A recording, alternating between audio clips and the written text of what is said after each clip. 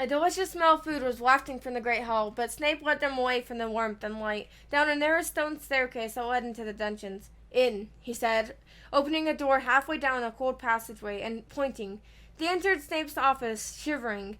The shadowy halls were lined with shelves of large glass jars, in which floated all manner of revolting things. Harry didn't really want to know the name of at the moment.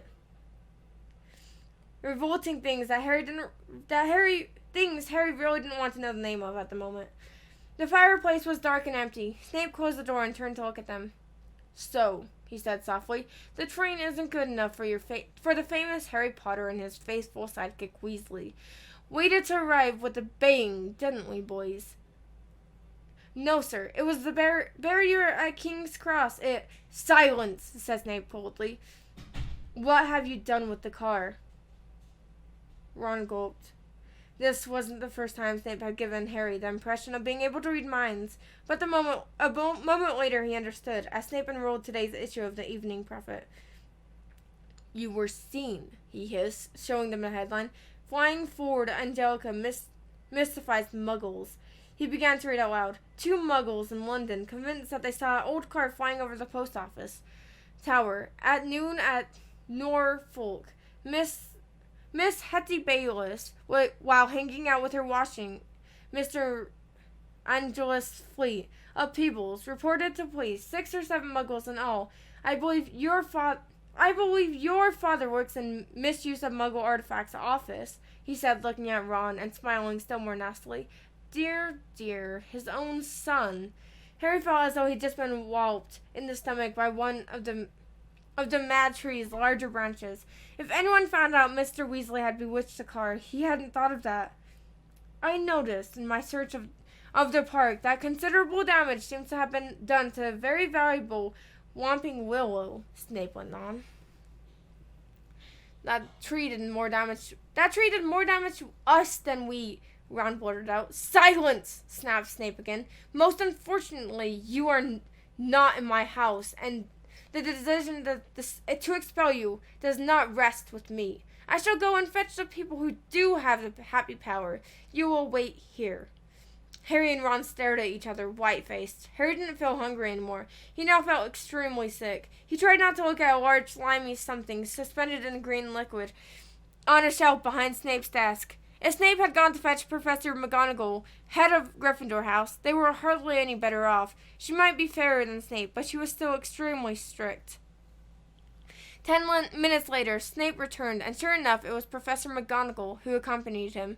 Harry had seen Professor McGonagall angry on several occasions, but either he had forgotten just how thin her mouth could go, or he had never seen her thus angry before.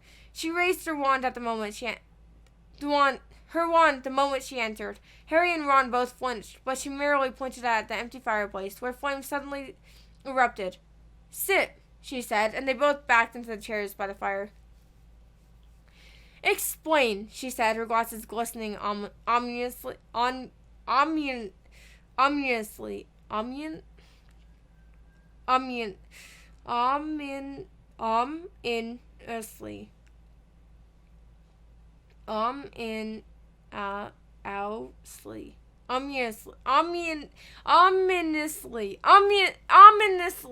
There you go, I think. Ron launched into a story starting with the barrier at the station refusing to let them through. So we had no choice, Professor. We couldn't get on the train. Why didn't you send us a letter by owl? I believe you have an owl, Professor McGonagall said coldly to Harry. Harry gaped at her. Now she said it, that seemed the obvious thing to have done. I didn't think. That, Professor McGonagall, is obvious. There was a knock on the office door, and Snape, looking happier than ever, opened it. There stood the headmaster, Professor Dumbledore. Harry's whole body went numb. Dumbledore was looking unusually grave. He stared down his very crooked nose at them, and Harry suddenly found himself wishing he and Ron were still being beaten up by the Whomping Willow. There was a long silence. Then Dumbledore said, Please, explain why you did this. It would have been better if he had shouted. Harry hated the disappointment in his voice. For some reason, he was unable to look at Dumbledore in the eyes, and spoke instead to his niece. He told Dumbledore everything except that Mr. Weasley owned a bewitched car, making it sound as though he and Ron had happened to find a flying car parked outside the station. He knew Dumbledore would see through this at once, but Dumbledore asked no questions about the car. When Harry had finished, he merely continued to peer at them through his spectacles. "Well, we'll go off and get our stuff," said Ron in a helpless sort of voice. "What are you talking about, Weasley?" barked Professor McGonagall. "Well, you're expelling us, aren't you?" said Ron. Harry looked quickly at Dumbledore.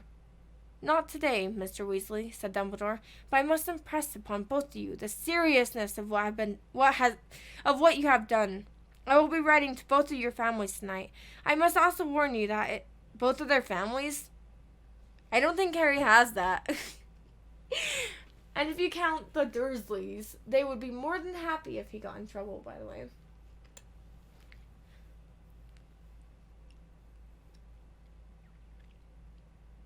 "I must also warn you that if you were to do anything like this again, I will have no choice but to expel you." Snape looked as though Christmas had been cancelled. He cleared his throat and said, "Professor Dumbledore, these boys have flouted the decree for the restriction of underage wizardry, caused serious damage to an old, valuable tree. Surely acts of this nature. It will be for Professor McGonagall to decide on these boys' punishments, Severus," said Dumbledore calmly. "They're her house, and are, therefore, her responsibility." He turned to Professor McGonagall. "I must go back to the feast, Minerva. I've got to give out a few notices. Come, Severus. There is a delicious-looking custard tart I want to sample." Severus shot a look of pure venom at Harry and Ron as he allowed himself to be swept out of his office, leaving them alone with Professor McGonagall, who was still eyeing them like a wrathful eagle. "You'd better get along to the hospital wing, Weasley. You're bleeding."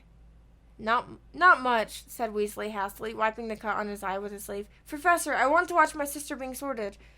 "The sorting ceremony is over," said Professor McGonagall. "Your sister is also in Gryffindor." "Oh, good," said Ron. "And speaking of Gryffindor," said Professor McGonagall sharply, but Harry cut in. "Professor, when we took the card, term hadn't started, so Gryffindor really shouldn't have any points taken from it, should it?" he finished, watching her anxiously. Professor McGonagall gave him a piercing look, but he was sure she had almost smiled. Her mouth looked less than, anyway. "I will not take any points from Gryffindor," she said, and Harry's heart lightened considerably. "But you will both get detention." It was better than Harry had expected. As for Dumbledore's writing to the Dursleys, that was nothing. Harry knew perfectly well they'd just be disappointed that the Whomping Willow hadn't squashed him flat. Professor McGonagall raised her wand again and pointed at Severus's desk. A large plate of sandwiches, 2 silver goblets, and a jug of iced pumpkin juice appeared with a pop. "You will eat here and then go straight up to the dormitory," she said. "I must also return to the feast." When the door had closed behind her, Ron let out a long, loud whistle. "I thought we had it," he said, grabbing a sandwich. "So did I," said Harry, taking one too. "Can you believe our luck, though?" said Ron thickly, with a mouthful of chicken and ham. "Fred and George must have flown that car 5 or 6 times, and no muggle ever saw them." He swallowed and took another huge bite. "Why couldn't we get through the barrier?" Harry shrugged. "We'll have to watch our step from now on, though," he said, taking a grateful swig of pumpkin juice. "Wish we could have gone up to the feast."